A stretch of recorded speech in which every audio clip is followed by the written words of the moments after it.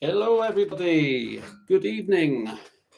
Welcome to RJH's live stream on Thursday. Don't even know what day of the week it is. I've had such a busy week.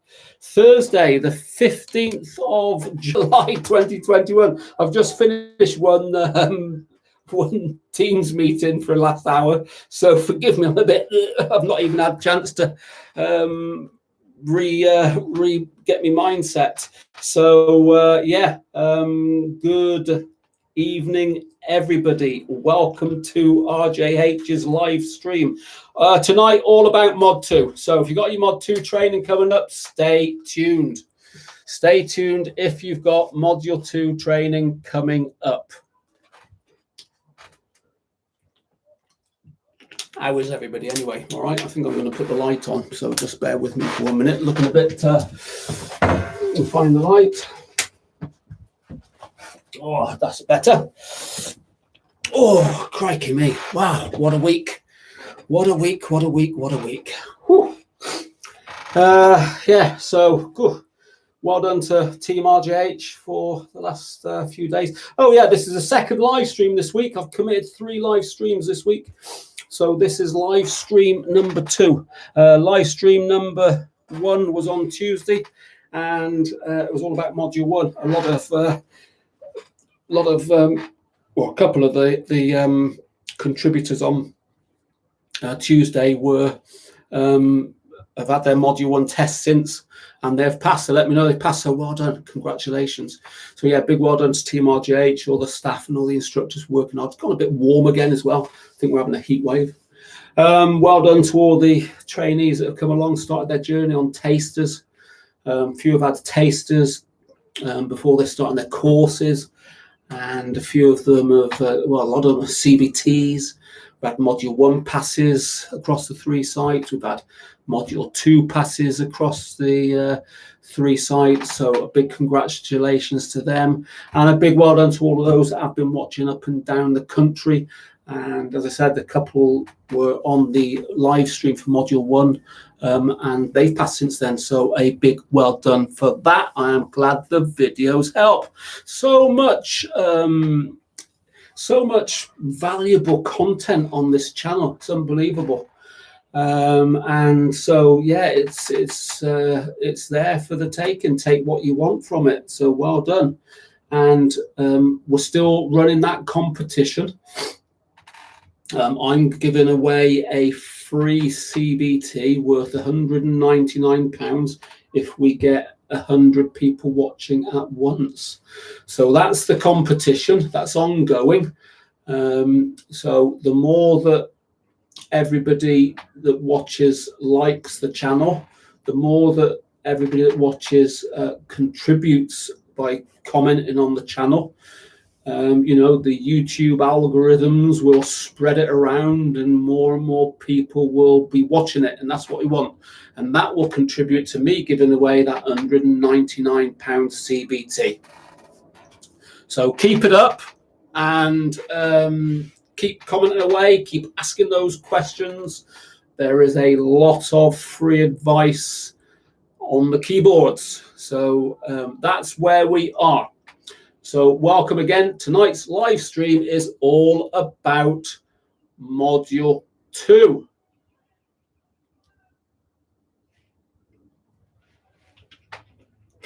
So let's have a look who we have got then. Good evening, Mr. Dave Smith.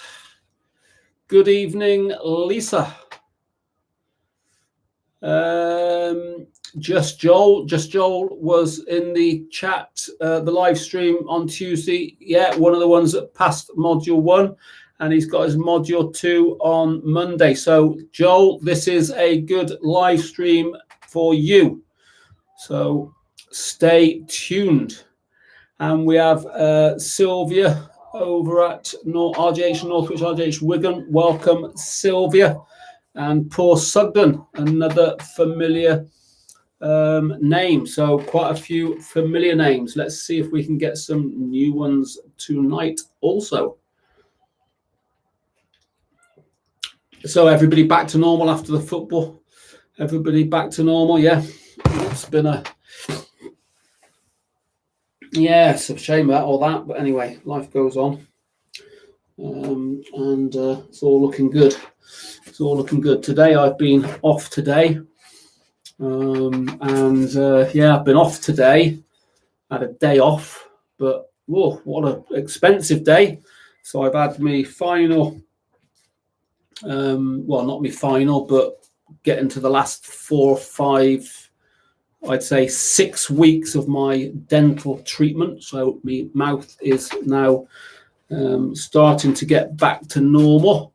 So another 6 weeks of that. And then I went for an optician check and had to have some new glasses. So they're coming. So it ended up being quite an expensive day, which is why I prefer to work. But anyway, then I went and had a nice breakfast out in this little place. And I could have sat outside having this breakfast and with Lisa, and it was like being somewhere abroad. It was stunning. Absolutely stunning. Sat outside having a nice breakfast. I could have been in Spain. Hey, DR, Doctor, you pass your mod 1. That's 3 people. There's 3 there that I can think of were on the live stream on Tuesday talking about Module 1, have all passed their Module 1 between then and now. How fantastic is that? And I trust the live streams and the videos have helped. Hence, you've come back for some more, which is even better, isn't it? Even better. So, ladies and gents, so we've got 14 people watching. We've only had 6 likes, so hit that like button. Also, hit that reminder button, that alerting button, because on Friday, tomorrow, I've got another live stream. That's the 3rd one of the week. 3rd live stream of a week in 1 week. That's a record. But it's all about bike maintenance. So we're talking about bike maintenance. So that'll be an interesting one. So we're talking tonight about Module 2. So I suppose if you're watching and you've got a Module 2 test booked, or you're doing some training for a Module 2, then, you know, this is the live stream for you. It's backed by popular demand. We have a lot of people that have asked for the Module 1 live stream to come back and for the Module 2 live stream to come back. Although over the last sort of 2 or 3 months, the live streams are all on the playlist of live streams. So you can go back and watch them all. That's the beauty of them. You can go back and watch them. But it's backed by popular demand. So it's you, ladies and gents, that have asked me, all those private messages that come through, it's you that's asked for this live stream to come back. So it makes me really happy that, you know, people want it back again. So, you know, it's all good. So, yes, Lee Newton, good evening. AW8, good evening. Mr. Cook, Graham is back. So we missed Graham on the last couple of live streams, I think. Good of him to rejoin us. As discussed, everybody, tonight is all about Module 2. So please do stay tuned if you've got one coming up. Yep, and it's a beautiful day again today, isn't it? The weather really has gone crazy again. It was like this a couple of weeks ago. Then we had a bit of rain, and now it's come back again.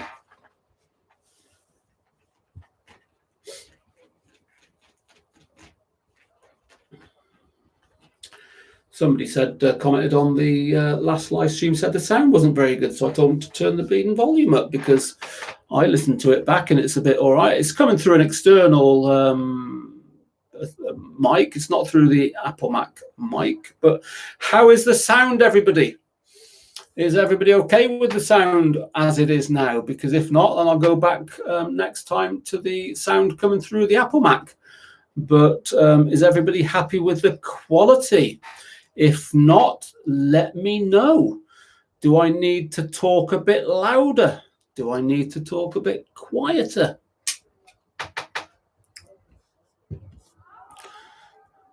Sounds good to me, yeah. And that's why I played it back. I thought, great. But you always get one that's not happy with the sound. And then somebody else then agreed with him. And I thought, yeah, they must know each other. They haven't got any subscribers on their channels. And I think they gave me a dislike as well on the last one. How rude.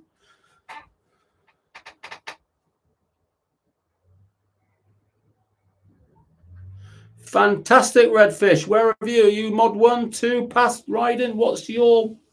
Sounds all good? Yeah, I know. So I said maybe they need to turn their volume up. Anyway, I do listen. Any feedback, constructive feedback, I do listen. So who's ready for this mod 2 then? Who's ready for this discussion on mod 2? Yeah, it's going to be a good one. I would say it's going to be, I would say an hour and a half.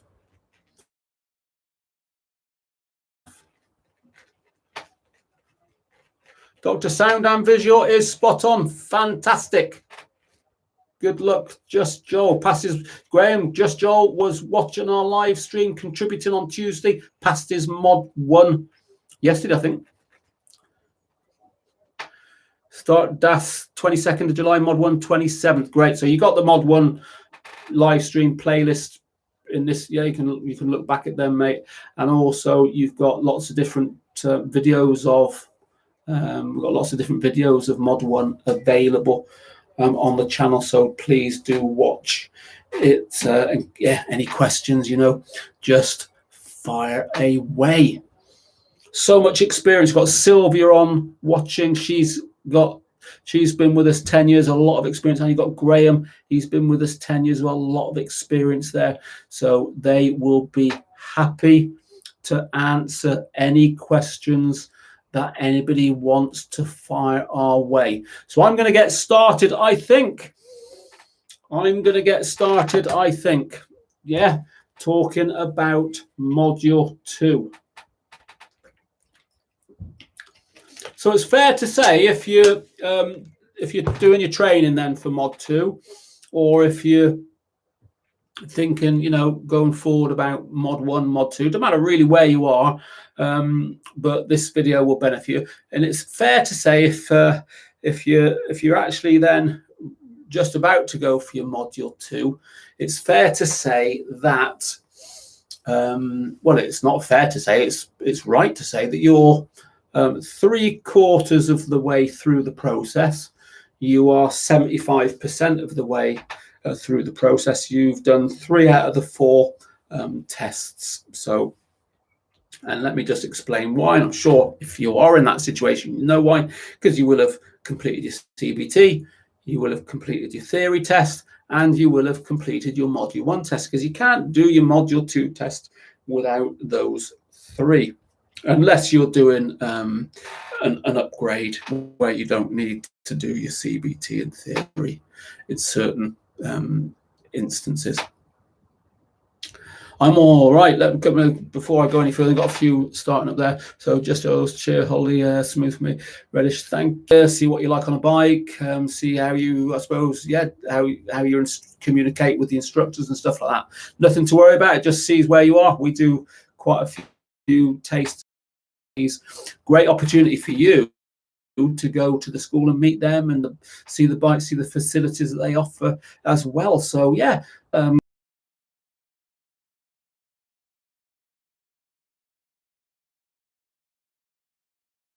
this is for Mod 1 and Mod 2 train no later than September, local to me, way down south. Great, past Mod 1 2 weeks ago. Yeah, I mean, everybody, all bike schools up and down the country are very, very busy. So I mean, we've got the 3 schools. We've got I think there's 10, 11 of us now teaching, and that's growing. And we sort of are looking in August, September, but we can always possibly squeeze people in bits and bobs But yeah, everybody is very, very busy at the moment. So I suppose really what recommendation I would say to that is, don't try and pass your mod 2 or your mod 1 if you're not ready. So listen to your instructors, and if they say you need more training, listen to them. You don't want to go and fail.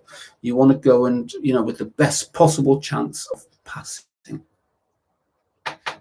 Burgess Hill was December. Yeah, some of the schools down in London. I know some of the schools local to, in the Northwest can't get CBTs now in until September, where we can get CBTs in, within the week, because we've got a lot of new instructors coming through as well. So different schools, different areas are all going to be affected in different ways. But yeah, so let's get back to track. Yeah, module 2. Yeah, so 3/4 away, 75%, 3 out of 4. Right, so what do you want to know about mod 2? So if you are training with a school on the day of your test, the time that you've been asked to get to your school for, always get there nice and early. Okay, don't arrive late, because you put pressure on the instructors, on the school. And the 3 schools in Northwest that we have, and we use 8 different test centers, get there nice and early. You don't want to be late. Okay, second to that, always, the day before, the night before, make sure you've got all your documents tucked away. Make sure that you got them to hand. Don't arrive to the test center without your documents, because if you don't have your documents, you won't go for your test. So you do need all of your documents. Okay, so a bit of preparation, a bit of organization before you arrive at your test center.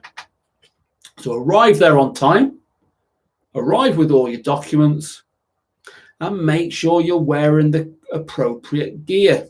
Okay. So make it as stressless and as easy for everybody as possible. And I've got a load of videos that I've put in down below in the comments, not in the comments, in the description. So you can play back some of the videos that are relevant. And they really are very useful. There's one I've put on there about making sure that you have a good breakfast in the morning, or have a good a dinner in lunchtime, depending when your test is, and make sure that you keep very hydrated, so plenty of water and stuff. So keep hydrated and make sure that your brain's got food. Make sure that you're fueled up, because you don't want your concentration to drop. So there's quite a lot you can do yourself before you even get to the test center, which will put you in good stead. All right. So a bit of preparation, a bit of planning, a bit of organization. And if you don't do any of that, then you're just chasing your tail then all the way, unfortunately. Most test centers at the moment, won't let you in sort of 10 minutes before your test, certainly most of ours. And that does vary.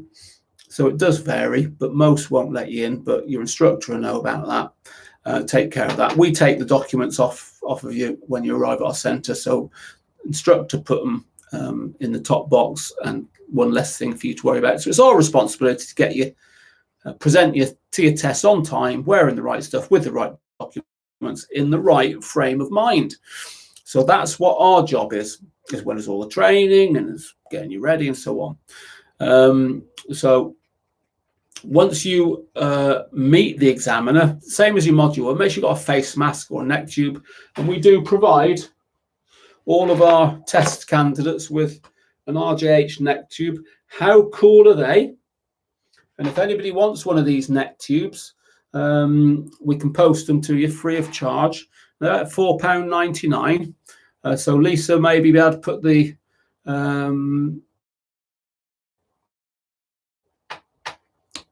Lisa may be able to put the link on the description for you. If not, I'll put it in the comments afterwards.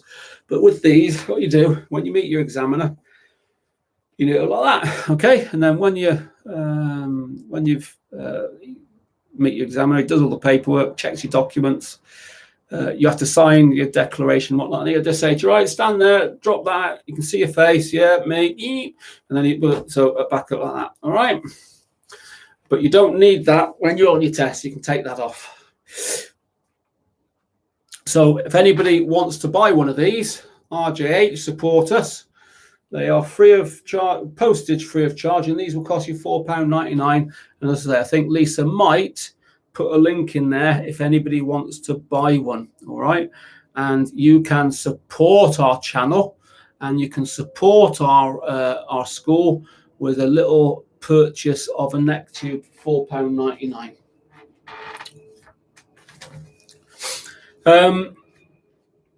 The examiner will kit you out with his radio, and what we do, we've got the same, most of our instructors have the same radios with the same earpieces.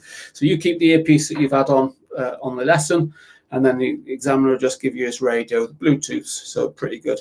And then he just explains to you, the examiner then will explain to you what he wants you to do. So something like, I just want you to ride for yourself.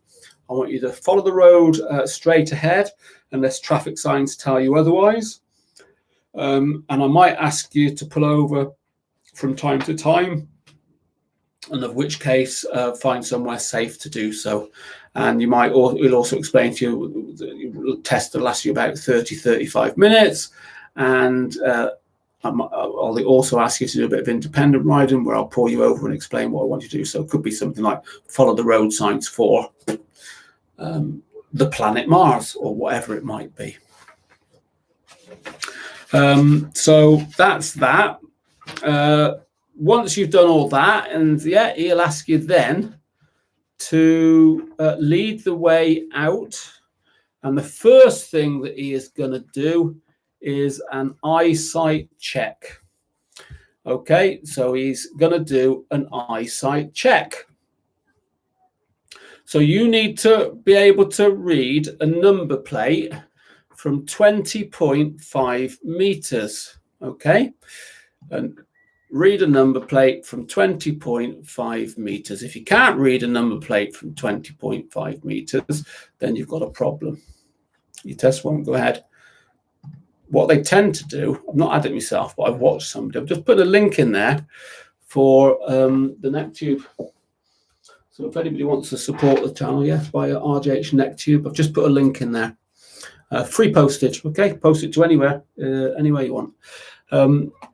Yeah, so if you can't read the number plate from 20.5 meters, the examiner generally will go into the get the test center manager out, and then they'll get a tape measure and measure it. Okay, and if you still can't read it, then you've got a problem. So eyesight check. Then you're going to go over to the bike. The examiner will just check it over, make a note of the registration, and have a visual. Make sure there's L plates front and back. Make sure that there's the tires are visually good, I suppose, oil leaks, that sort of thing. Just make sure it's in general roadworthy condition.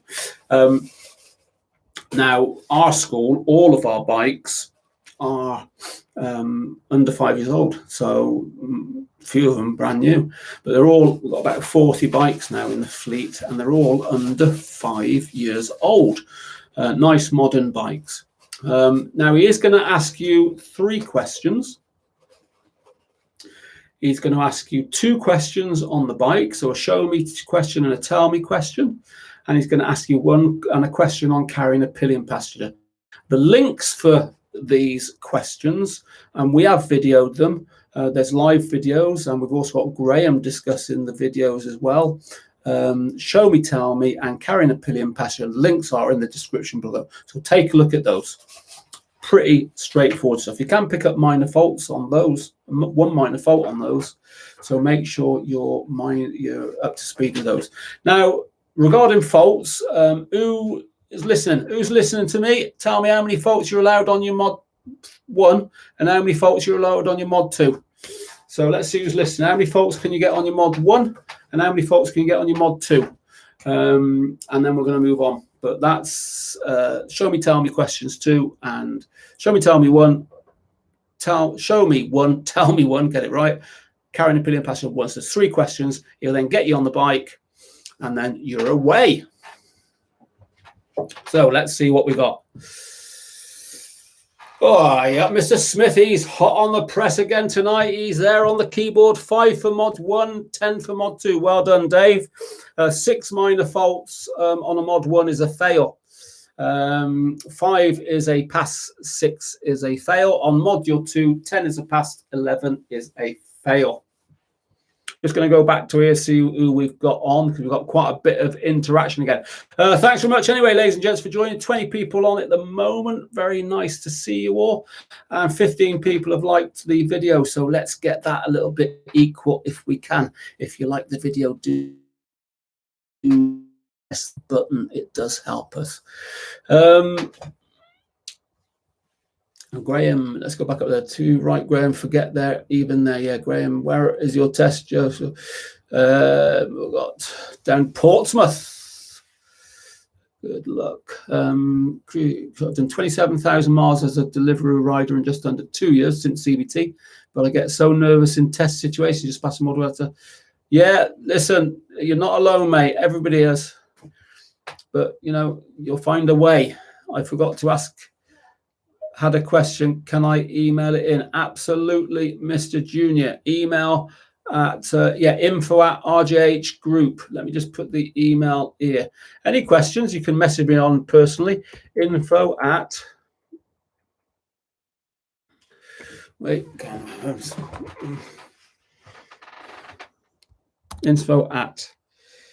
that's it, RJH Group.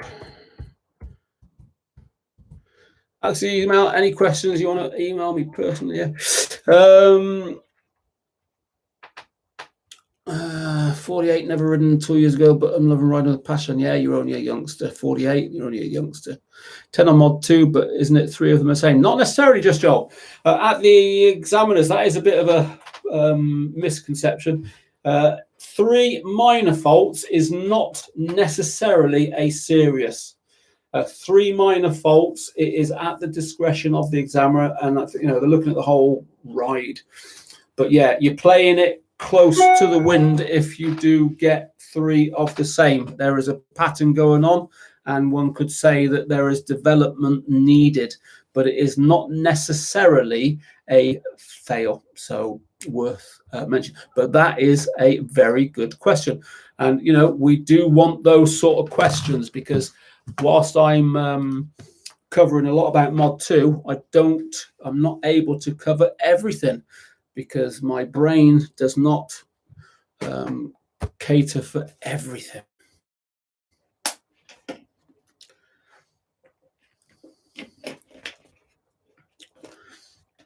So on the bike then, and away you go. So generally speaking, you've got a 40-minute slot, and 5-10 minutes of that has already gone. So that could be down to about 30 minutes when you're out. A lot of first 5 minutes of the mod 2 and the last 5 minutes of the mod 2 can be where the problems occur. So I'd say, you know, from my experience, first 5 minutes, last 5 minutes, and people I speak to, generally speaking, first 5 minutes, the last 5 minutes of the test is where these mistakes and serious faults can happen. So bear that in mind. Make sure you're well hydrated. Make sure you've had a good breakfast or good dinner, and you know, don't panic. So within the first 5 minutes, you can get you pulling over on the side of the road. Well, what have I done? What have I done? What have I done? Don't worry. Don't worry. Don't worry. Just pull over safely. Don't interfere with people, and then get on with it. All right. So I'm going to go through the DL25 ride and test report, which you used to get, but now it's all online. You get an email with your test report. But this is a good form of discussion. So everything on your module 1, it's fair to say you need to continue with that. So anything on your module 1, continue with it. So things like your control position, things like your observations before you move off, things like how you use your brakes, front, back and straight line, things how you, so the whole control of the bike, which you would have demonstrated to your examiner on your Mod 1, don't do that. Yeah, don't do that. Carry it on, maintain that standard. Very important to maintain the standard that you've developed up to going for your Mod 2. So let's talk about number 13 on the riding test report, which is observation, rear observation. Okay, and there's 3 headings: signaling, changing direction, changing speed. And how they mark it, you can get a regular fault, minor fault, say like 10 of them, but you get one serious, one dangerous. That's going to be a problem. Now, I have a really good video of rear observations, which I've done a demonstration ride on, which is down in the description. So have a look at that, and I do explain and I do show you the rear observations that I do when I'm riding, and certainly you want to be looking at doing before, well, on your practical Module 2 test. The description for rear observations is you should use the mirrors fitted to your machine safely and effectively. Where mirrors are not sufficient, for example, to cover blind spots, now we all know what your blind spots are, then you must take rear observation as a lifesaver. You should have always checked carefully before signaling, changing direction or changing speed. You should have shown that you can use the OSM, observation signal maneuver, PSL, position, speed, look, routine effectively. So that's a description for your rear observations. So is that clear?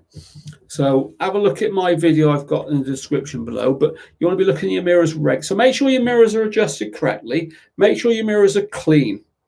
Okay, and I always say, have your mirrors. People say, well, you talk to people, say, no, you can see you looking in your mirrors. You can see you looking in your mirrors, because you can do that with your eyes. But no. So we offset the mirror slightly, so you're doing this.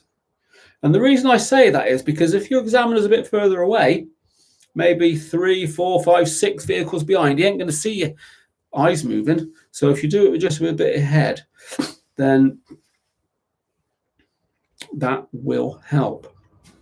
So mirrors, yeah, adjusted clean, just offset them slightly, and you want to look in your mirrors about every 8 to 10 seconds. You want to look in your mirrors before you use your brakes. You want to look in your mirrors before you signal. You want to be looking in your mirrors, about every 8 to 10 seconds. Lifesavers, your chin to shoulder. So don't turn your head around so you move your shoulders. You know what's going to happen. Just your chin to shoulder. Don't take too long, split second. And you want to be looking over your shoulders when your mirrors aren't going to be enough. So major to minor right turns, exiting your roundabouts, moving off from the curbside. Overtaking, obstructions, things like that. So it's when the mirrors are not going to be enough. But you don't want to be looking over your shoulder too much either. So when you're doing them, it needs to be, warranted.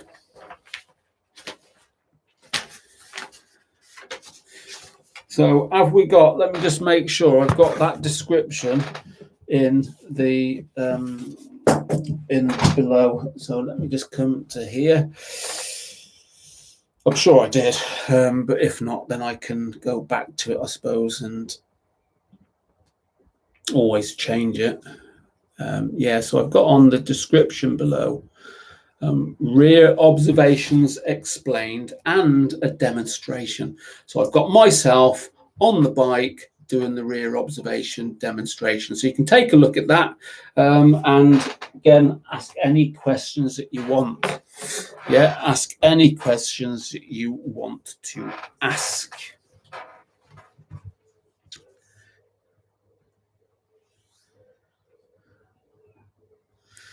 So that's number 13, rear observation. Okay. Really pleased, by the way, tonight. So at the moment, there's 25 watching, 20 likes, which is good. But for me as well, one of the most important things is I'm getting a lot of you commenting away and interacting, which is what we want. So let's just have a recap. Who have we got then? So AW8, thanks, 78, worth a try, bit onwardly, usually calm. Any advice on a 125 going wide on corners, but I was good on a 650. Going wide on the corners, but you were good on a 650. Yeah, I mean, I find 650 is easier to handle than the 125s, but, you know, a new rider might be slightly different. But why? You've got to look at why. There could be many reasons you're going wide on a 125. You know, where are you looking? Are you going too fast? Are you in the wrong gear? Are you moving off from a standstill and going wide? Could you turn your steering slightly to the direction you're going? I need to have a look at it. But yeah, lots of reasons you could be going wide. And what I'd say is it when you say going wide on corners, you're looking at junction, you're looking at bend. What sort of corner? So tell a bit more, say a little bit more. You might get somebody able to help you out. Dive Junkie, Miles, MYLES. How's that? That, Miles, is because I've had a day off, so my brain has had a chance to recharge. Yeah, so Miles came up from St. Ives and spent a week with his brother in the northwest, and came and completed his CBT Module 1 and Module 2 and passed everything first time. Pleasure to have you, Miles. And Miles is very lucky man because he's going abroad to the Gran Canaria and setting up a scuba diving school. So anybody that is into scuba diving and likes the Gran Canaria, then Miles is the man to go and see. So yeah, nice to have you on the live stream, Miles, and I'm equally pleased that you had a good experience with RJH. All right, so thanks for showing your support.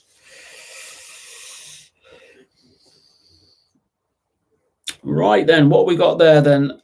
Just Joel, can you explain the point of a left lifesaver when coming from position right of lane to centre when going past parked cars? I know I need to, but I don't see a time when someone has snuck up my left. Yeah, I mean, the thing is, we never say never and we never say always, Joel. What you need to be is flexible. And rear observations are rear observations, whether that's mirrors or lifesavers, but your lifesavers are looking into your blind spot. So, yeah, we would encourage people, depending on the width of the road, how big the car is the car fully on the road? Is the car half on the pavement, half on the road? But, you know, you'd always sort of be aware, want to be aware of, you know, you could have pedestrians, kids. It's not just somebody sneaking up the side, because you should have sufficient distance and meter. But it just demonstrates to your examiner also that you're having a good spatial awareness, and you don't want to go into an area that your eyes haven't looked in before. But have a look at my my demonstration video. It might help. Okay. But yeah, keep firing them questions. We like questions.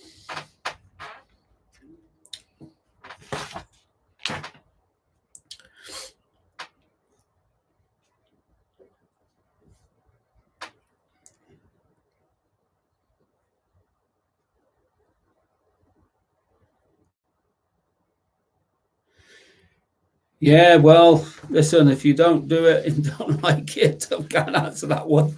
Just do it and enjoy it. Try and enjoy it. Turn a negative into a positive.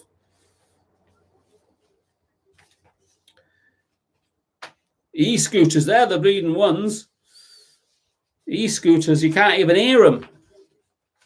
You might, maybe, where are you from? Just, or are you up in the countryside somewhere? Come and spend a few hours in Manchester. There, I tell you what, it's like London now, Manchester. Cyclists do it everywhere. Yeah, we've all been a cyclist. Right, we're going to move on now. Number 14, signals. Number 14 is signals. Now, the description for number 14.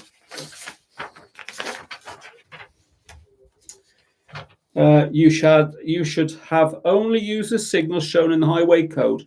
You should have signaled clearly to let others know what you intended to do, particularly if it would help other road users or pedestrians. You should always signal in good time and ensure that the signal has been cancelled after the manoeuvre has been completed. You should not beckon to pedestrians to cross the road. Now, I've put a link down below of a video that I have done, which it's titled, so you can watch it, it's in the description. It's titled Top Tips to Ensure You Cancel Your Indicators. Now, the reason I say that is that a lot of new riders, the car drivers for many years, a lot of new riders, they struggle to turn the indicator off. And if you struggle to, if you don't turn your indicator off on your test and your examiner tells you to turn your indicator off, it's fair to say that you will pick up a serious fault. And they will let you, as long as they can, but if then you're maybe confusing another road user, they might have to intervene and tell you to turn it off, and that's where you could get your problem. So you need to make sure that you turn it off. So I've got a great video linked below, top tips to ensure you cancel your indicators. So take a look at it. Any questions, ask away. So let's go back to the signals. So it's the three headings in with the signals. Is the signal necessary and correctly timed? So let's just explore that a little bit. So if your examiner asks you to find somewhere safe and pull over on the side of the road, would you indicate? And when I ask somebody, yes, I would. Well, why? Well, I'm letting everybody know what I'm doing. Well, who are you letting know? Who's around you? And the first thing you do is observation. So you have a look around. Now, if there's nobody around, why indicate? Oh, I'd indicate for the examiner. Well, no, you don't need to indicate for the examiner because he's just an observer. You don't need to do anything for him like that. So if there's nobody around, don't indicate. If you're happier to indicate, then do so. But the reason I say if you don't need to, don't, is because what happens is some people, they indicate left when he asks you to pull over. You didn't really have to, but they do. And then they leave the left indicator on, pull away, and then they pick up a serious fault because they've confused somebody moving away with the left indicator on. So I say, if you don't think anybody's going to benefit from it, don't put it on. What I would say is if you do put it on, when you've stopped, turn it off. And then reapply it when you're moving off. So everybody's clear about what you're doing. All right. So that's the necessary. What about, so you're going down the road and maybe it's bin day, dustbin day, and there's a dustbin wagon there, but guys in and out, or a parked up bus and and you're going to go around this bus. And you're going around and you indicate round. So they say, well, what are you indicating for? What? And the first thing people say, well, I have to indicate because I'm going on the other side of the road. Well, who said that? Oh, somebody said I have to do it. No. Just because you're going on the other side of the road, don't mean to say you got to indicate.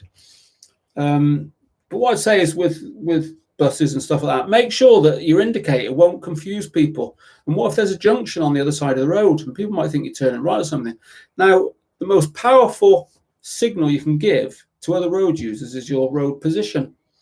So if I was to see a builder skip or dustbin wagon or a bus, if you get into approach position 3 and start slowing down, that really is the first signal you're telling people that you're intending to overtake by your road position. And then, a lifesaver over your shoulder if it's safe before you commit. So that signal itself could be very sufficient. And an indicator, be careful with them because it could confuse people. But if you do think that people are going to benefit from the signal and it's clear what you're going to be doing, then do so. Remember, they'll always turn them off.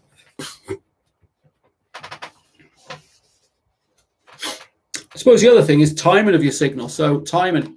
Now, on your test, you might get the examiner say to you, okay, then, Robert, at the traffic lights, I want you to turn right. So I check my mirrors, signal right. Well, I haven't even seen the traffic lights yet. They're around the corner.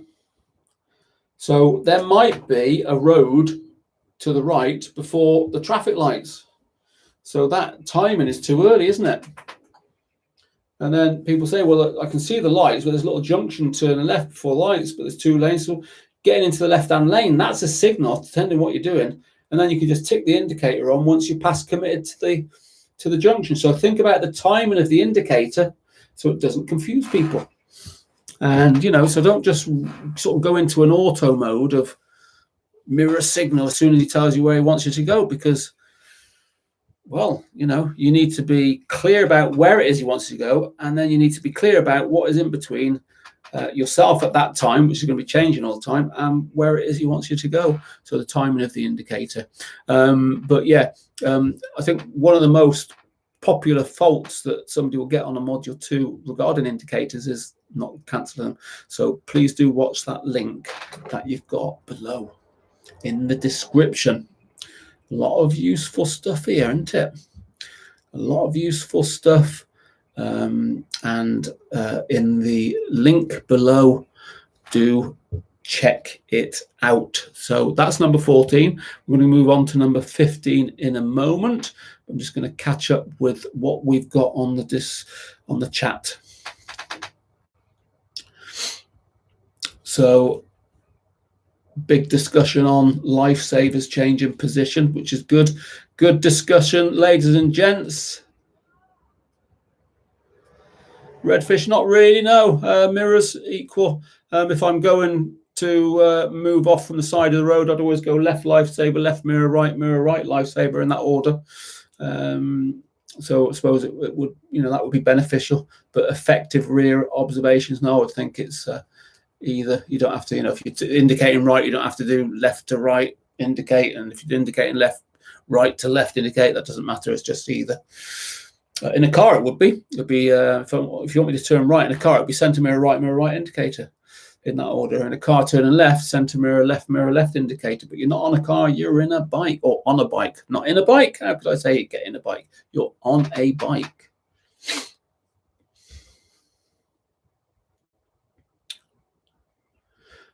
Tired Hero, would you be marked down for doing too many lifesavers? Absolutely, you would. If it's not appropriate, no, it would be. And the timing of these observations is always before you commit, isn't it? But yeah, you would be. You would be. Timing of the rear observations, didn't cover that. Yeah, so it's always before your commitment. Mirror signal, not signal mirror. Mirror signal. Mirrors before brakes. Mirrors before changing position. Lifesavers before you commit. So the benefit of doing the lifesaver, you can see something and then you can act. The timing is crucial.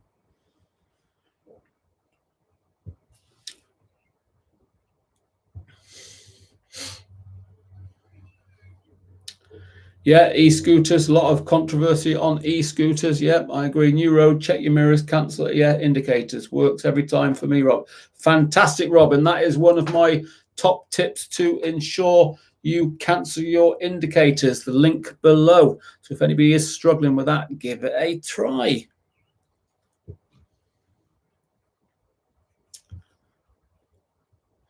Janine, nice to have you back, Janine. My video with the mirrors helped me. I passed with 0 faults in torrential rain. Fantastic to hear. It doesn't get any better than a 0 fault clean sheet. And that video, Janine, is in the descriptions below. Rear observations explained and a demonstration by the one and only moi.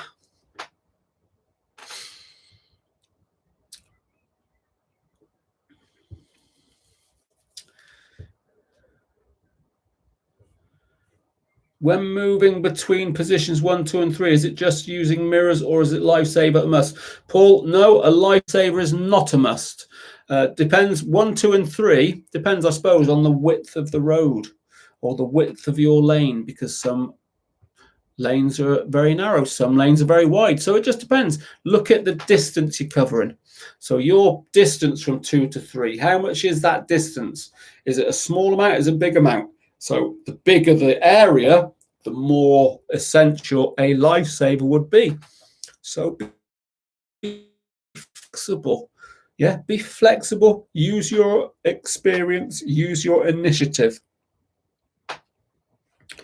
Just all agreed. Rob. Yeah, Rob, please clarify the following. Fire away. I will await before moving on to number 15, clearance to obstructions. What is it that needs clarifying?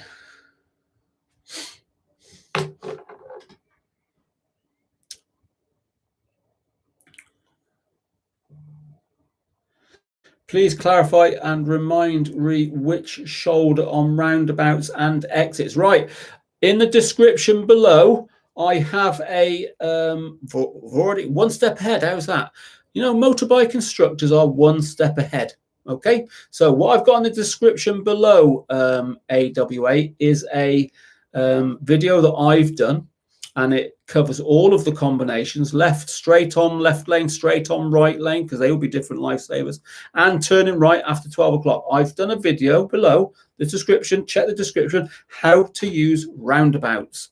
And there's a second one also, how to use mini roundabouts, because mini roundabouts, you don't need to indicate going straight on, and you don't need to do the left indicator, left shoulder check. That's on a mini roundabout. And how do you know a mini roundabout? That signs the information. There's 2 videos. Description below, how to use roundabouts, how to use mini roundabouts. Check it out. Come back to me during this live feed if the answer's not there for you, all right? Hopefully that'll clarify it. I'm going to move on to clearance of obstructions. So what I'm hoping tonight, I suppose, after this live feed, is all those videos with the links below. I think my views are going to go like that. How's that? That's what I'm hoping.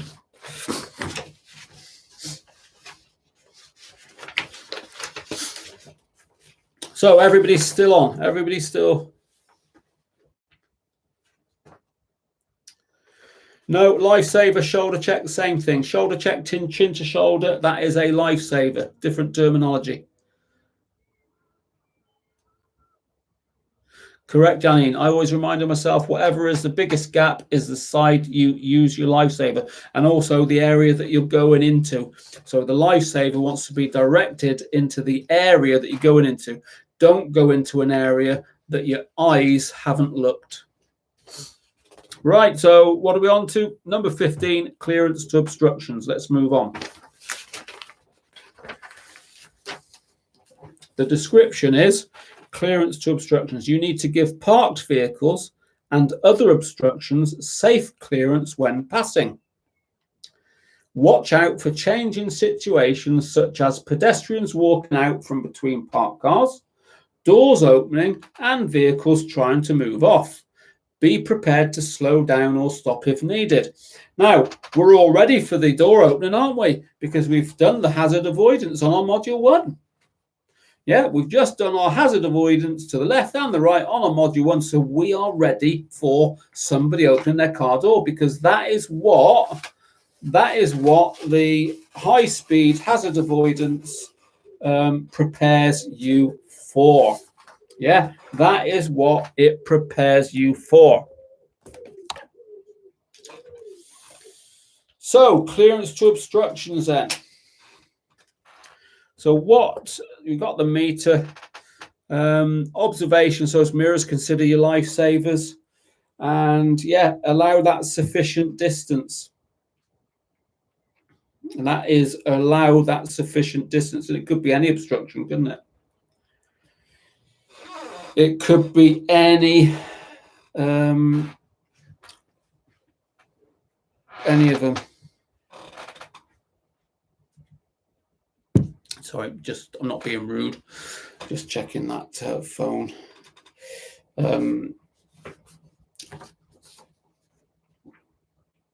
Yeah, clearance obstructions.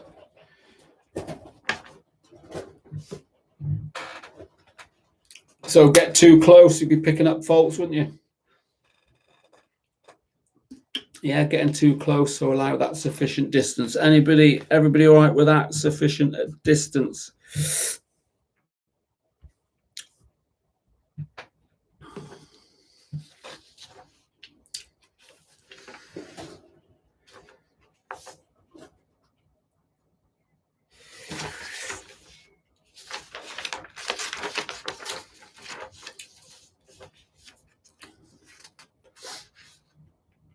You know, and if you've got, you know, suppose a meeting situation, but we'll go on to that anyway, judgment when meeting. But if you've got an obstruction and you can't give a meter, so what are you going to do? If you can't give a meter, then consider, you know, holding back or even, you know, giving way or stopping, I suppose, isn't it?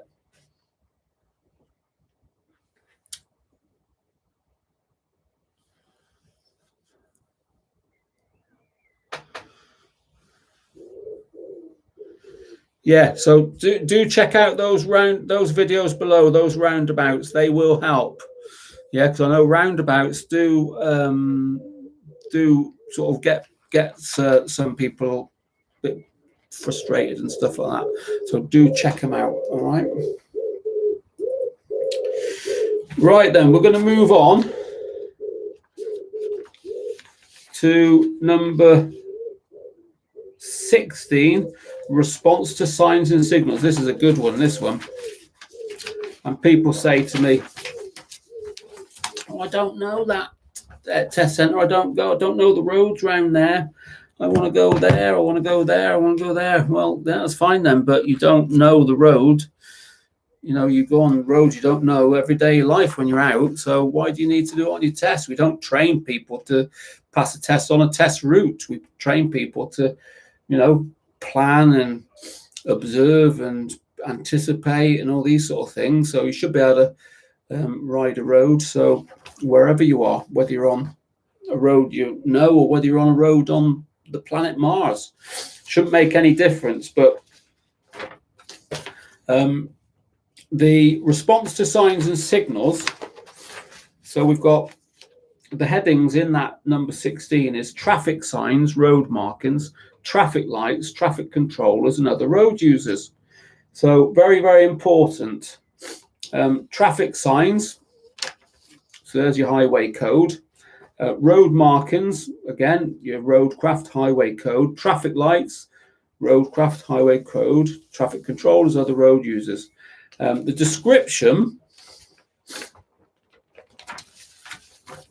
is you must show that you can react correctly to all traffic signs, road markings, traffic lights and pedestrian crossings.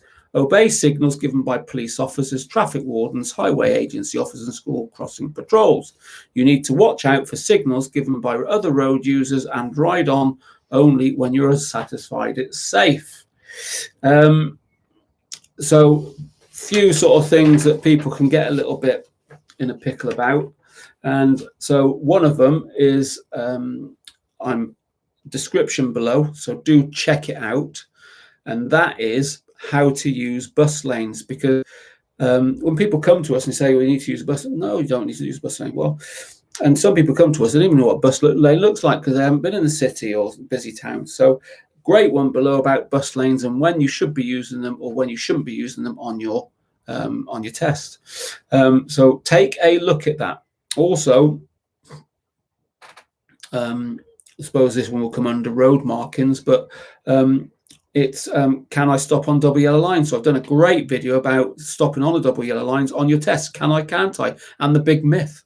So check in the description below what you need to do on your test when you come to double yellow lines.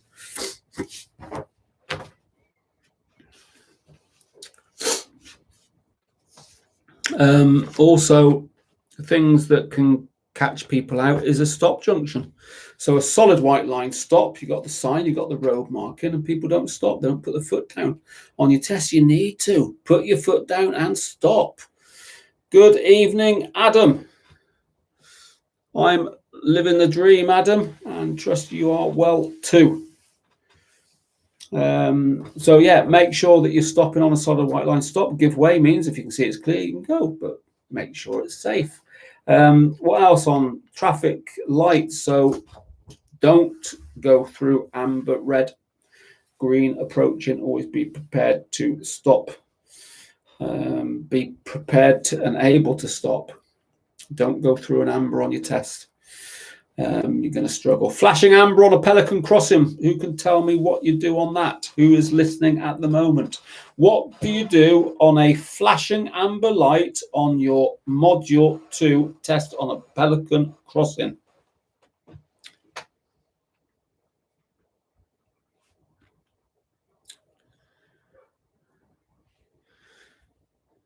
Yep, wouldn't do that on your tests. AW8. Find somewhere safe. So I wouldn't. It's you can go into a cycle lane with a broken line to undertake cars and things, but if you're stopping, I wouldn't stop it on your test. No, find somewhere clear. Yes, proceed. So if it's safe on a flashing amber, if it's clear of the crossing, you can go. Yes, don't wait. Stop if someone's waiting to cross. No, Dave, don't.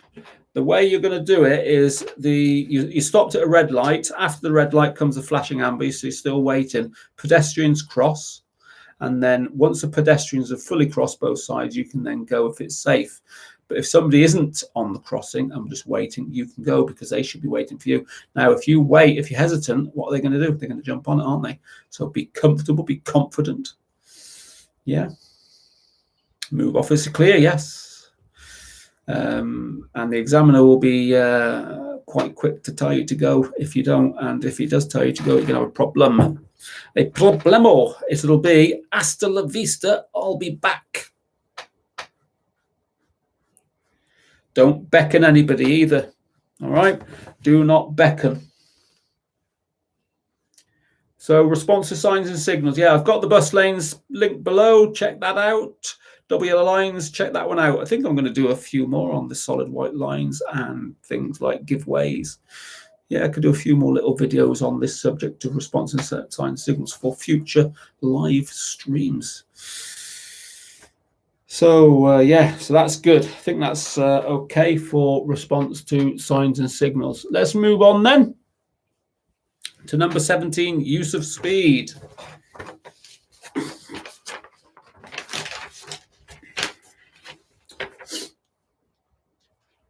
Use of speed. You should have made safe and reasonable progress, keeping in mind the road, traffic and weather conditions, road signs and speed limits. You needed to show confidence based on sound judgment, remembering at all times that you must be able to stop within the distance you can see the road to be clear. That's very important, yeah.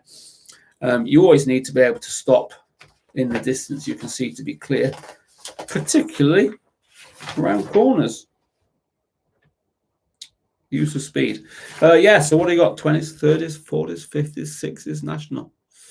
What does a national speed limit mean to you, ladies and gents? So there's another question.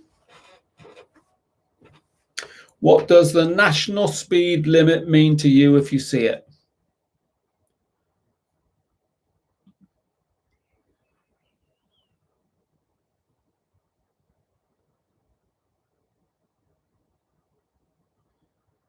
So what's the answer to that? What is the answer to a national speed limit sign? Robbie, let's have a look. 60 on a single carriageway, 70 on a dual or motorway. Yep, Good. Dual carriageway, central reservation, 60, single carriageway. What about an A road? 60 on an A road. Great. Yes, good.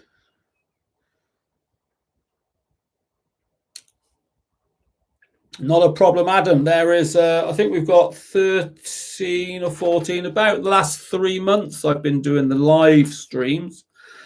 And yeah, the live streams are proving very popular. And we're getting a growing audience. And we are getting a lot of people which are participating and letting me know that they're passing the test. So it's all good. And it is all good.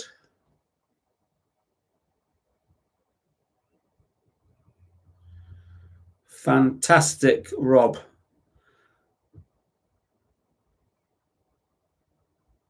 Great, Carl. Yes, speed, they are not targets, they are limits. But you want to be getting up to them if road and traffic conditions allow. But it's all about road and traffic conditions. Janine, they do like you to get on with it. They like you to be riding for yourself. Be confident, be safe.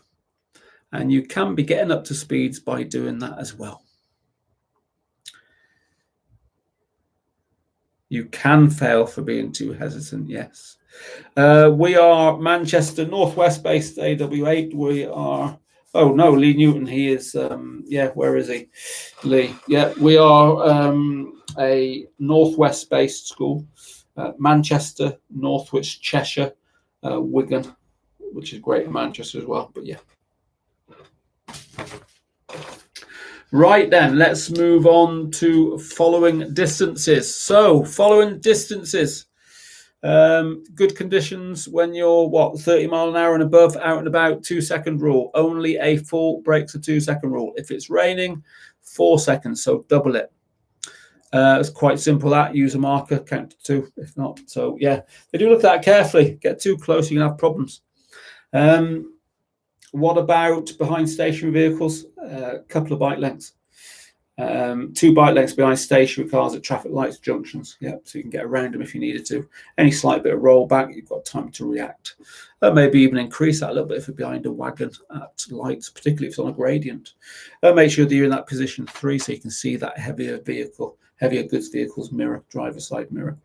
But yeah, 2 seconds, 4 seconds, 30 above, stationary. 2 bike lengths, I'd say a good car length, 10 mile an hour, good 2 car lengths, 20 miles an hour. 30 and above, 2 second rule. They look very carefully at the following distance in the wet as well. And be careful if you're overtaking with your following distance. If you're overtaking on dual carriageway and coming back in, make sure that you're given that distance. You don't want to be coming in too early. And if you are having an overtake, you don't want to get in too close before the overtake. So do think carefully about a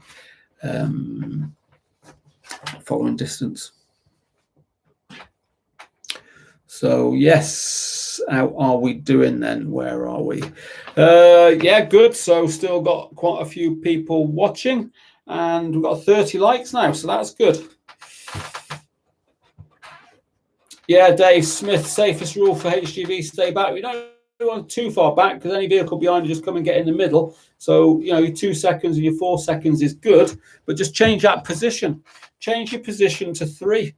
So come out, you can see the mirror. Bus drivers, HGVs, you see them in the mirror, they can see you. Good way to be. Progress, and that'll come back to you there, I suppose, as well, Janine, about appropriate speed, undue hesitation. So number 19, progress.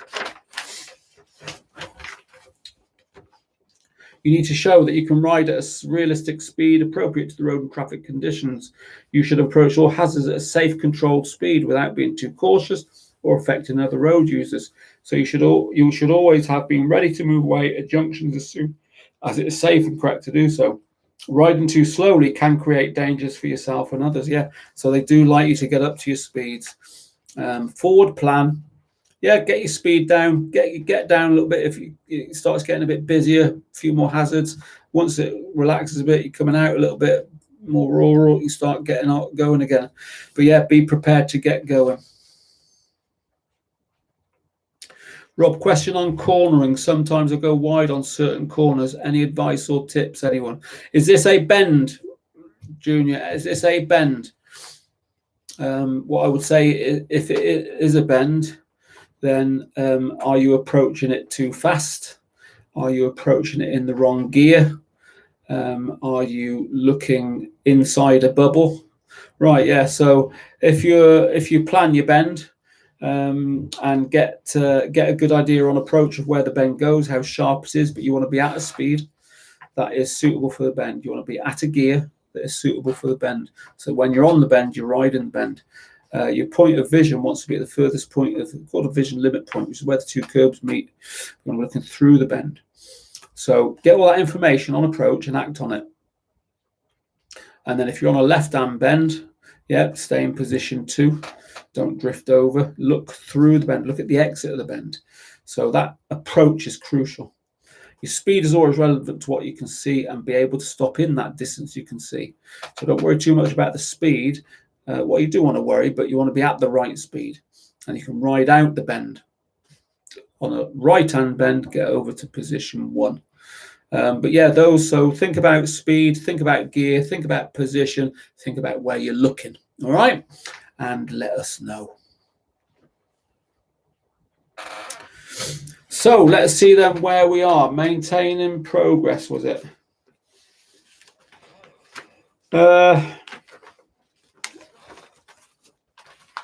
Yeah, so as Janine said, get up to your speeds. So yeah, make sure you're aware of what the speed limit of the road is and get up to those speeds if it's safe to do so. When you're stopping at lights and things, first gear control position. Red and amber, that's when you're prepared to go. So do your mirrors and shoulders. When the green light comes on, if it's safe, go. So if it's safe, go.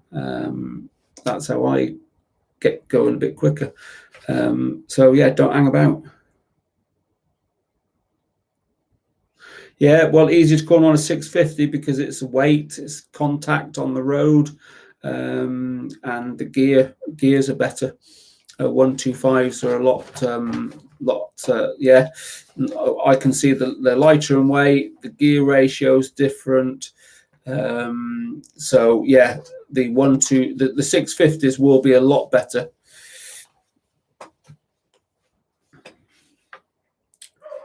And you're going to be a lot more confident on a 650 than 125. So I know confidence, sort of attitude, your mental, well, it's going to be a big difference. Junctions including roundabouts. So yeah, junctions including roundabouts. So we've got on here approach and speed, observation, turning right, turning left, cutting corners. So approach and speed is always relevant to visibility. Observation, well, on approach, it's observation signal maneuver, so mirror signal maneuver, position, speed, look. The look part of your junction is before you commit to going over the white line, you want to have looked right, left, and right as a minimum. And yeah, consider your lifesavers, change in position depending on the width. If you're in the correct position, if you're in minor to major, so you've stopped at the end, if you're in the correct position, a lifesaver probably isn't necessary, but never say never.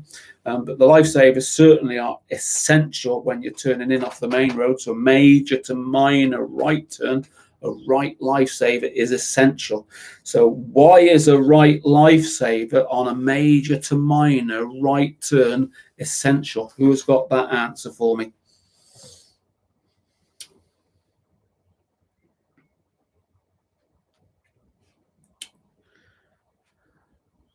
So I'll wait for the answer.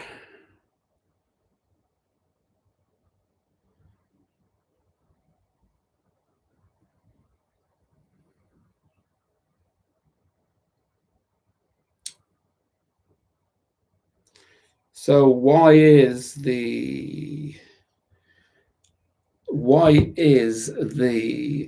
yes, because someone might offside you, somebody might be overtaking you, yes. And it might be even that you need to do a right lifesaver to change position because it's a main road, isn't it? So main road, mirror signal, lifesaver, change position, and then before you commit that right lifesaver, because other vehicles, how they can either be undertaken or you're spot on. And as I said, roundabouts, lifesavers, junctions, roundabouts, the links below. I've also below got you a fantastic OSM. No, it's not there. I've not put it on there, but what I'm going to do is go back into it. I've got a fantastic T-Junction, so OSM PSL junctions video, which will help you for that one. So let me just make a note of the junction, and I will go back into the links and put a link in the description below for junctions. Okay. Link, that remind me. Okay, good. So we've still got a few people watching, which is good, and we're nearly there. Not long to go, and we'll be done. Think I'm late, laughing dog. Good evening. Good thing. Good evening, Kello. Good thing about the live stream is that you can always come back and watch it again. But for those of you that have just joined, please do hit that like button. Yeah, it does. It does help us. The more people that like the video, and the more people that comment away. The comments are really good tonight. And it really does help with the YouTube algorithms. So thank you for that. Yes, it will be. As soon as I've finished the live stream, I do upload it instantly. So it's important. Yeah. Okay. And there is Oliver. Oliver's just joined us, who is my eldest son. So Oliver lives down south, the Cotswolds, but Oliver is 33. Now, I know what you're going to say is, I don't look old enough to have a 33-year-old son. But anyway, I am old enough. And Robbie, you're meant to stay as close to the corner when turning. Well, position 1, yeah. Thank you very much, Laughing Dog. That's what we like, is these compliments. Yeah, so Oliver looks after the, I look after the YouTube. That's my baby. I look after all the YouTube, but Oliver looks after the Facebook. I suppose a good way of just pushing that social media again. Oliver looks after the Facebook social media. He looks after the Twitter social media, the Instagram social media, and he's, believe it or not, I look after the TikTok. Oliver doesn't do the TikTok, so I look after the TikTok. But all the social media and the training forum. So on our website, and if you go to the website,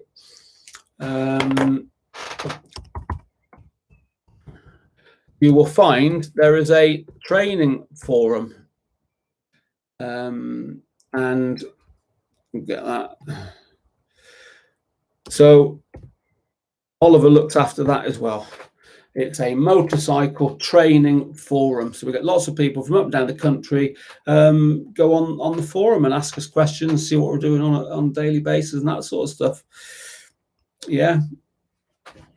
So that's where that is. Rob, if I get a friend who wants to train to become an instructor, he was asking how he could get a number to contact yourselves. So Charlie can have a discussion with you about instructor training. I've just done 2 courses since lockdown 3. I've got another course next week on instructor training in Northwich all week next week.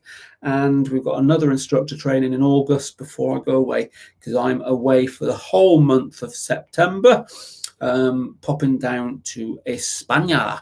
And I've not decided whether I'm going to ride the bike down or drive the van down, or travel by aeroplane, but one of those. So for the whole month of September, I'm going to España.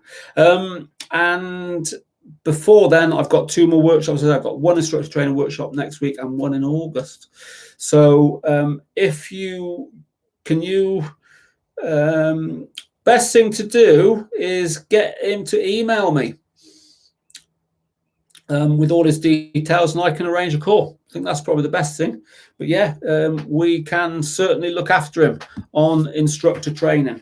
So give me an email, info@rjhgroup.co.uk.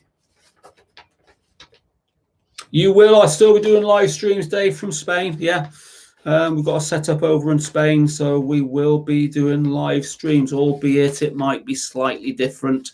I might tease you being on the out in the garden, or on the pool side, or don't know yet. But anyway, the live streams will continue. Okay, let's move on then to judgment, overtaking, filtering, meeting and crossing. So overtaking, meeting, crossing. This is then number 21. So judgment is your examiner assesses your judgment skills throughout the test. You need to show sound judgment when overtaking, filtering, meeting and crossing the path of other road users.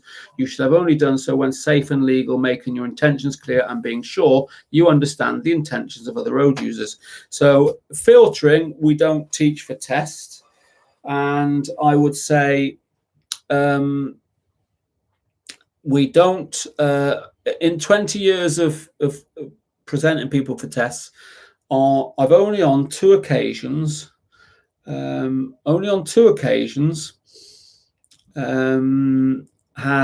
the examiner tell the trainee on test that if he feels that he's comfortable to filter through, then they would follow him. They were on a bike as well. That's 2 times in 20 years.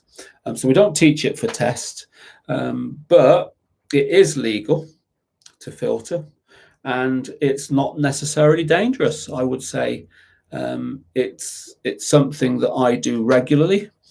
I have a few videos on filtering on the channel. I've not put it on below for Mod 2 because we don't teach for Mod 2, but if you want to take a look at filtering, have a look at mine.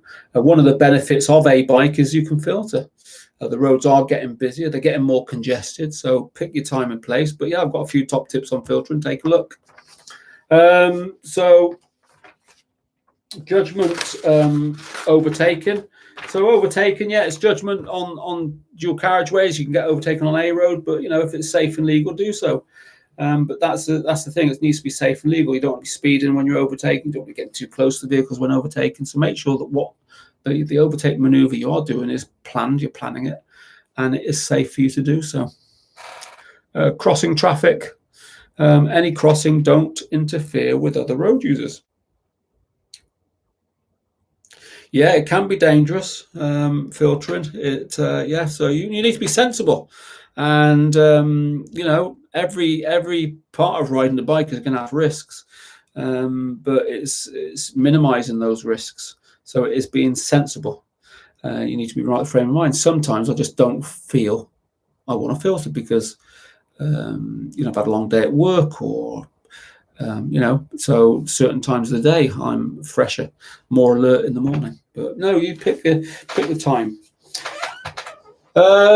So crossing traffic, yeah. So yeah, make sure you don't interfere with anybody.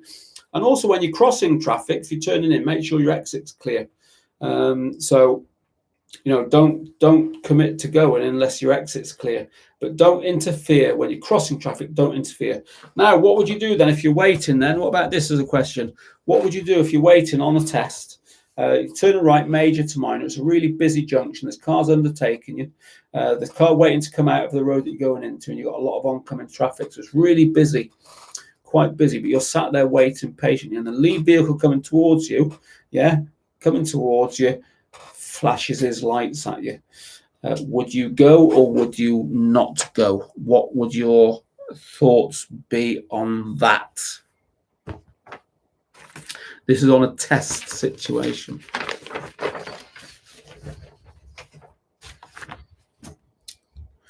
Yeah, you do get that, Janine. They do come closer to you, stop you filtering. I'd say there's a lot of, yeah, they just don't, they're jealous. They'd like to be where you are.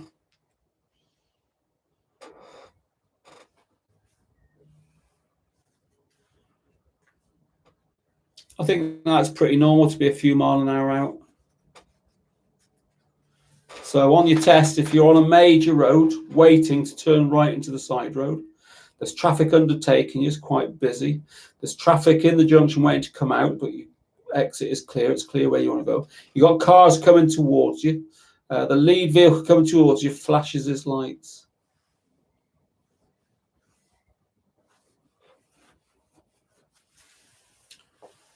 So I would say then, ladies and gents, that when we discuss that with most people, they say, yeah, wait. But on your test situation, if you interpret that flashing is to you and it's safe, you interpreted it as safe, and there's no hazards undertaking that lead vehicle because he's going to be slowing down, isn't he? You would know if he's flashing you, he's warning you, his brakes have gone or whatever, he's speeding up, whatever, he wouldn't be. But if he's slowing down, your experience, you can see he's slowing down, he's flashing. He's not flashing at the car to come out. If you interpret it all correctly, take advantage. So take advantage, and if it's safe, go, because you could be picked up for being a bit too hesitant.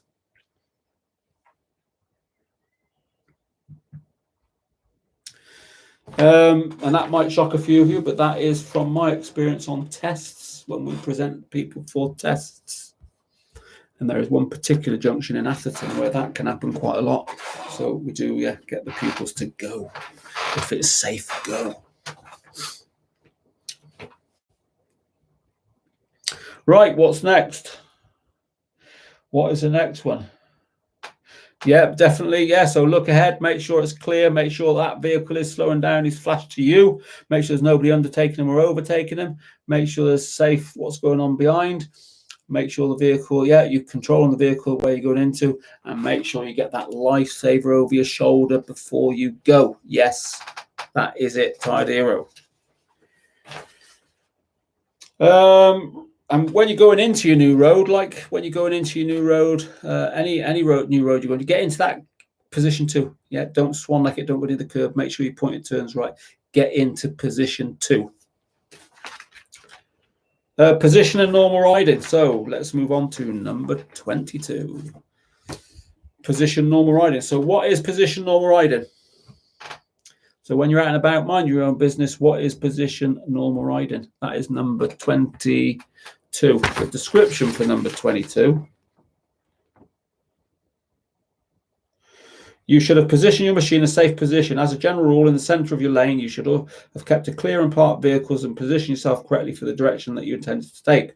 Where lanes are marked, you should have kept to the middle of the lane and avoided straddling lane markings. You should not change lanes when not needed. Be aware of where you are at all times, as other road users judge what you may do based on this, and they would. Position 2, command.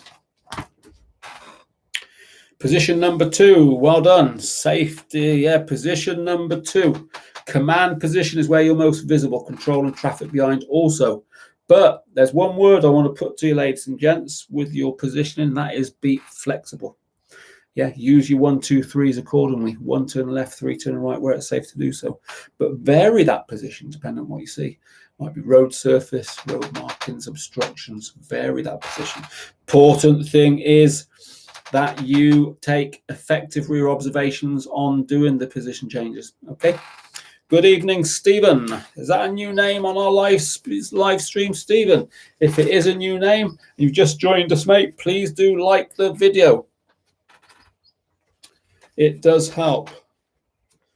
Position and normal riding. Are we happy with that? Lane discipline. What does lane discipline mean on a Module 2 test?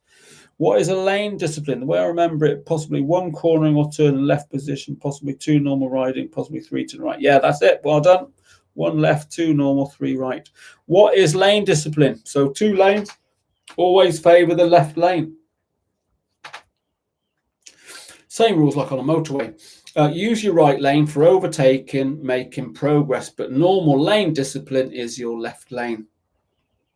Remember your one-way roads positioning, ladies and gents. One-way road, at the end of the road, turn right. One way, get right over to the right.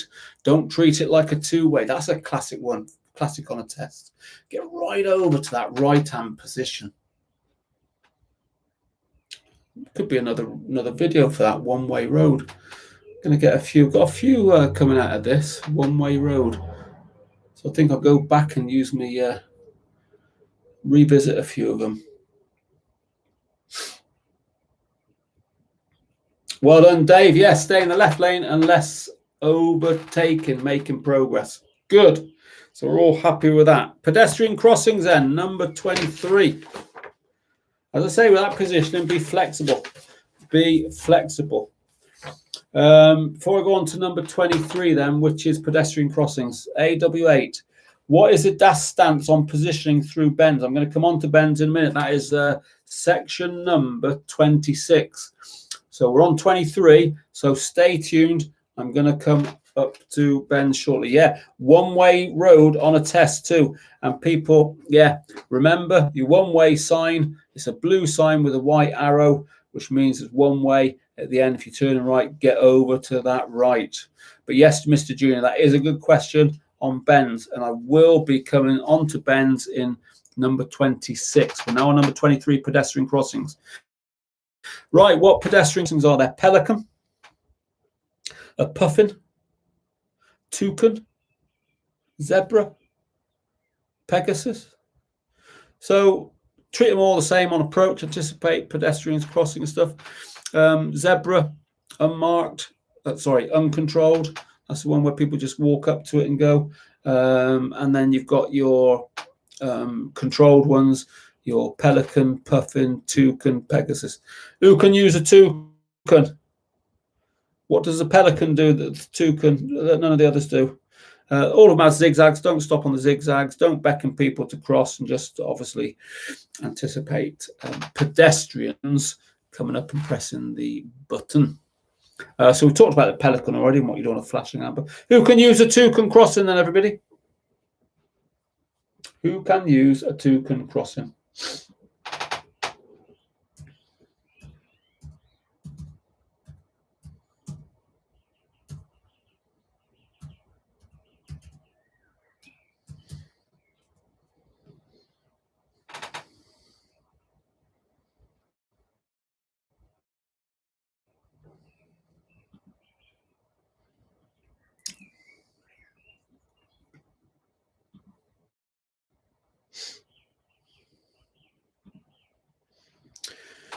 Oh, there's a few coming in there. So we've got a few people watching. I'm just looking. There is, which I'm going to come on to in a minute.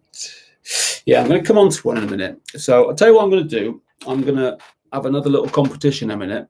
And the competition is I'm going to get a neck tube.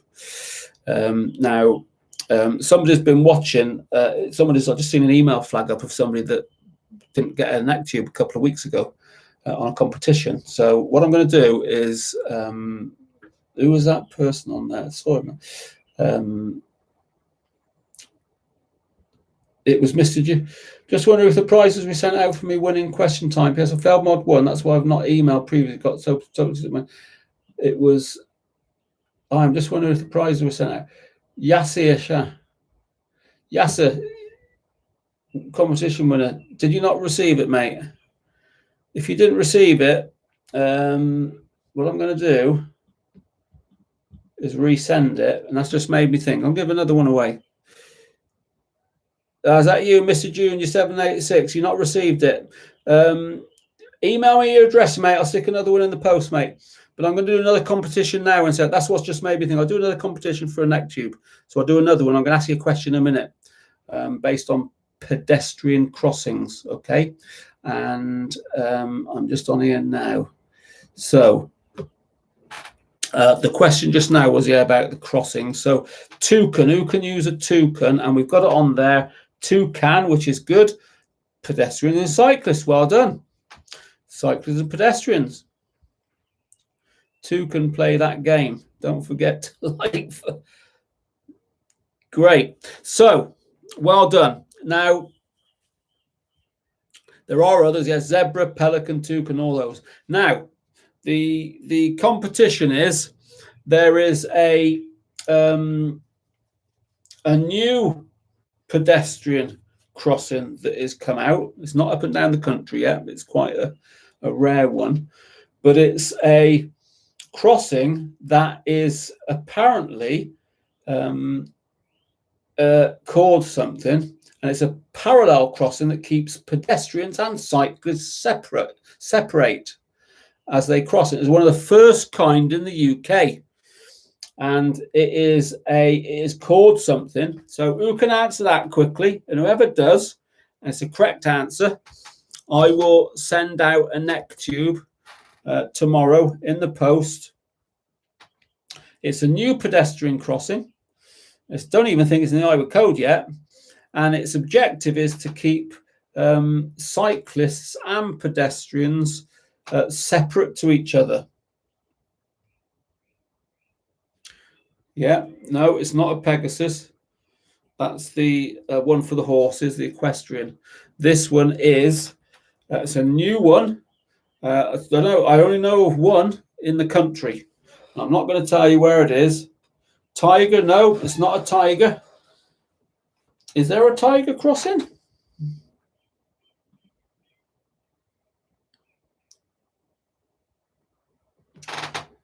Never heard of a tiger crossing. But anyway, hey.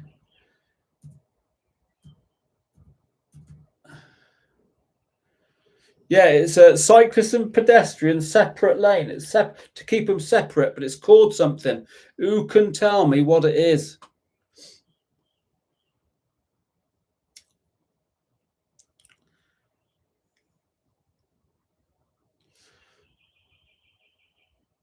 A rat lane. I've just Googled it, Rob, and I think what we're going to do,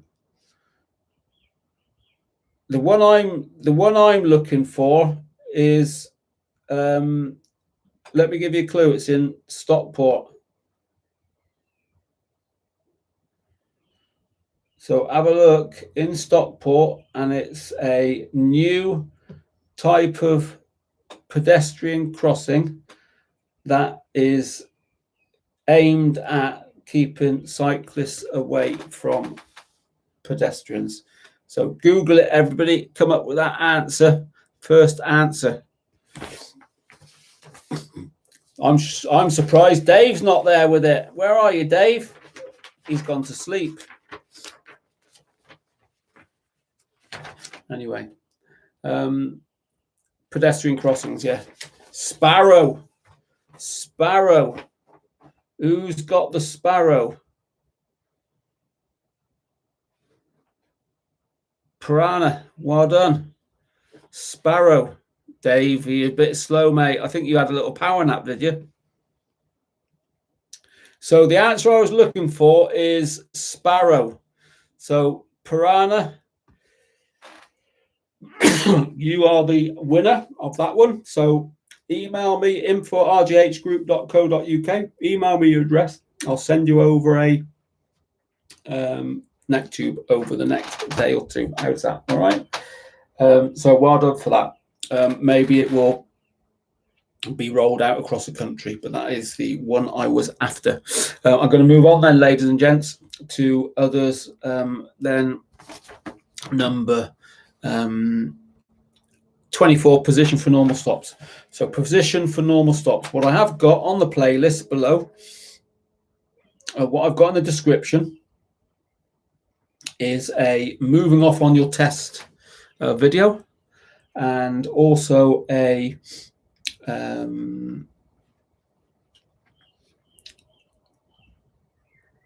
double yellow lines. So a top to, you know, can I stop on double yellow lines on my test? So there's two videos in the description below, moving off on your test, and can I stop on double yellow lines on my test? And it covers number 24, where you should park and where you shouldn't park.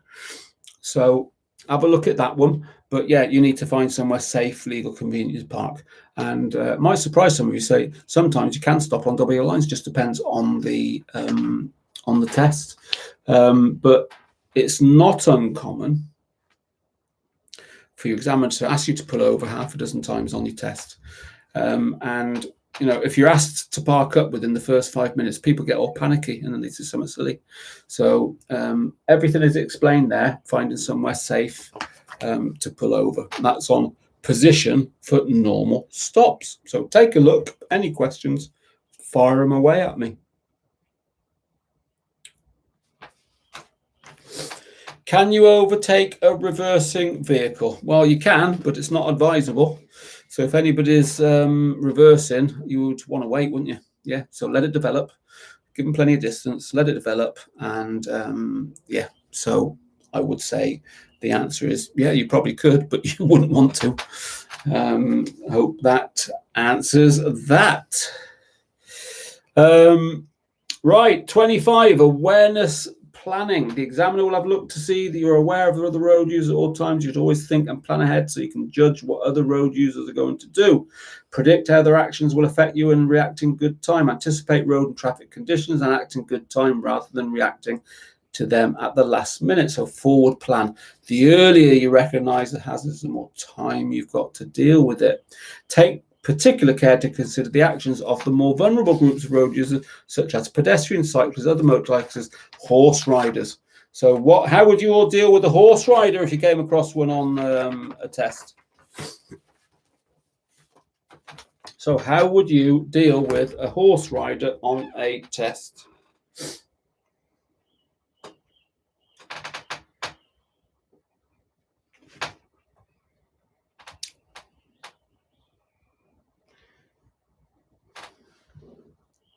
Horse riders, anybody? Anybody come across a horse rider on a test?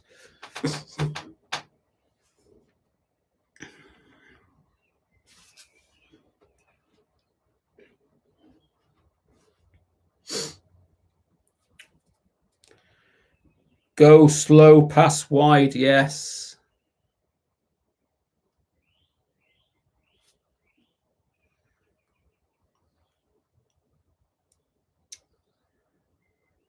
You'd give them plenty of room, wouldn't you? Don't rev, no. Slow down, you'd have a lower gear. Less revs, lower gear, no to pull the clutch, yeah, coast, yeah. Be very, very, you go the other side of the road, wouldn't you? And if you couldn't go the other side of the road, you'd wait. Certainly wouldn't want to pass a horse on the same side of the road as the horse, or I wouldn't anyway. Good, so that's avoid excess noise, most definitely. That's looking good. Well done. So as I say, there is a lot of useful videos in the description below. Okay, so awareness and planning. Number 26 then is your bends. That was something people will want, yeah. So bends, what's important about bends is how you approach them and how you ride them. So on the DVSA, on your tests, they don't want you going near the centre white line, but then you don't want to be in the gutter with the curb. So I'd say keep it simple then. Positioning on a bend, on a right-hand bend. This is out of town, out of country lanes. Don't be doing this when you're in the busy city centres and stuff, but do it when you're out on the country lanes. So a right-hand bend, I'd come into position 1, okay? And that's going to be beneficial for your, when you're leaning, you're not near the centre white line, your head's the furthest point, so you're way away from that. And also your vision limit point, the furthest point of the bend, it opens it up so you can see more. So position 1 is those couple of benefits. Very important on approach, your gears and your brakes are adjusted on approach. So you're riding around the bend and accelerating out of the bend. You're not sort of, so you're deaccelerating, your speed's coming down into the bend, and as it opens up, your vision limit point increases, then you're riding out of it. On a left-hand bend, people think, oh, go to position 3. But at this level, the DVSA don't think that you're experienced enough. When you do advanced training, you could, but the DVSA don't think you're experienced enough. So they still want you to stay in position 2. So you want to stay in position 2 on a left-hand bend. For the same reasons, then, yeah, you're safer, you're away from that centre white line. Anybody coming towards you that's cutting the white line, over the white line, you're not be in their way. So position 2 on a left, position 1 on a right. Avoid brakes, avoid gears on the bend. Remember, approach is key. Approach is essential so you can ride out of the bends. Hope that helps.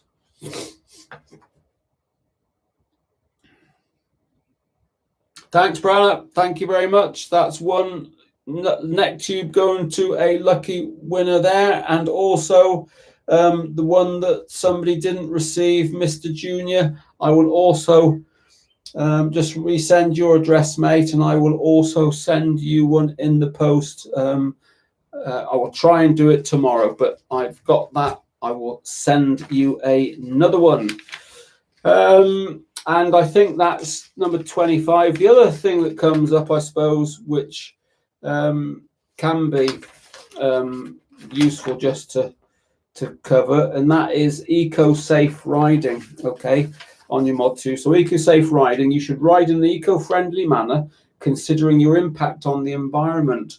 Plan well ahead and choose appropriate gears, avoiding heavy braking and over-revving of the engine, particularly when stationary or moving off. If you have to stop for a long period, such as at roadworks or railway crossings, consider stopping the engine to reduce pollution and save fuel. Assessment in this area will not affect the overall result of your test, but if there are any areas that need improvement, you will have received appropriate feedback. So yeah, always try and travel in the highest possible gear, so smoother, better for the environment. Eco-safe, isn't it? So be sensible about it. All right, be sensible. So quick question, can you pass over solid white line to overtake a cyclist?